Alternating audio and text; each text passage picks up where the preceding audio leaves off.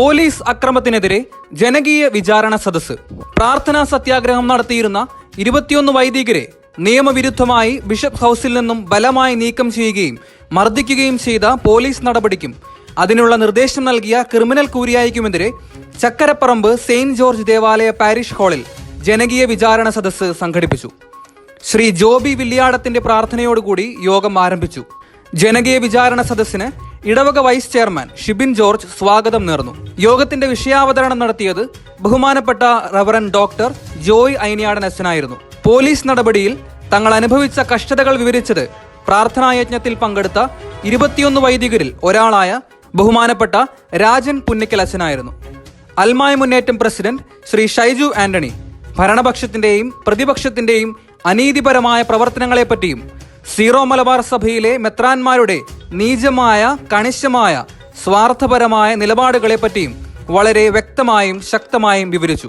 സത്യത്തിനും നീതിക്കും വേണ്ടി ജീവിതം മാറ്റിവെച്ചവരാണ് തങ്ങളെന്നും അനീതിക്കെതിരെയുള്ള പോരാട്ടം തുടരും എന്നും സമ്മേളനം പ്രഖ്യാപിച്ചു.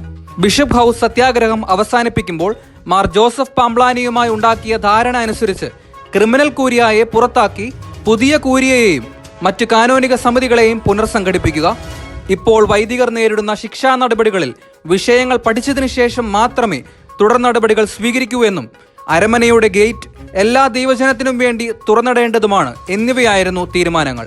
ക്രിമിനൽ കൂരിയായെ പുറത്താക്കുകയും വൈദികർക്കെതിരെയുള്ള ശിക്ഷാ നടപടികൾ റദ്ദു ചെയ്യുകയും എറണാകുളം അങ്കമാലി അതിരൂപതയിൽ ജനാഭിമുഖ കുർബാന നിയമവിധേയമാക്കുകയും ഒരു വേരിയന്റായി അനുവദിക്കുകയും ചെയ്താൽ മാത്രമേ ഈ സമരം അവസാനിപ്പിക്കുകയുള്ളൂ എന്നും പൊതുയോഗം പ്രഖ്യാപിച്ചു.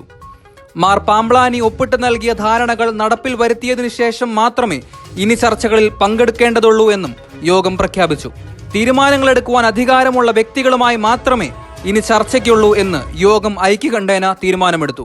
Father Paul Chittinappally, father Jerry Njaliyath, women's welfare association അതിരൂപത പ്രസിഡന്റ് ജൈനി, ജെമി അഗസ്റ്റിൻ, തങ്കച്ചൻ പേരയിൽ, ബെന്നി ഫ്രാൻസിസ്, നിമ്മി ആന്റണി എന്നിവർ യോഗത്തിൽ സന്നിഹിതരായിരുന്നു. ശ്രീ ബോബി ജോൺ മലയിൽ യോഗത്തിന് നന്ദി അർപ്പിച്ചു. ബഹുമാനപ്പെട്ട ജോയ് പ്ലാക്കിലച്ചന്റെ നേതൃത്വത്തിൽ എല്ലാ വൈദികരും ഒരുമിച്ച് സമാപനാശീർവാദം നൽകിക്കൊണ്ട് യോഗം അവസാനിച്ചു. വിവിധ ഇടവകകളിൽ നിന്നുമുള്ള വൈദികർ അൽമായ മുന്നേറ്റം, കിഴക്കമ്പലം, തൃപ്പൂണിത്തുറ, എറണാകുളം, ഇടപ്പള്ളി, പറവൂർ ഫൊറോന കൺവീനർമാരും സമ്മേളനത്തിന് നേതൃത്വം നൽകി. ഫൊറോനകളിൽ നിന്നുമുള്ള 800-ലധികം ഇടവക പ്രതിനിധികൾ സമ്മേളനത്തിൽ പങ്കെടുത്തു.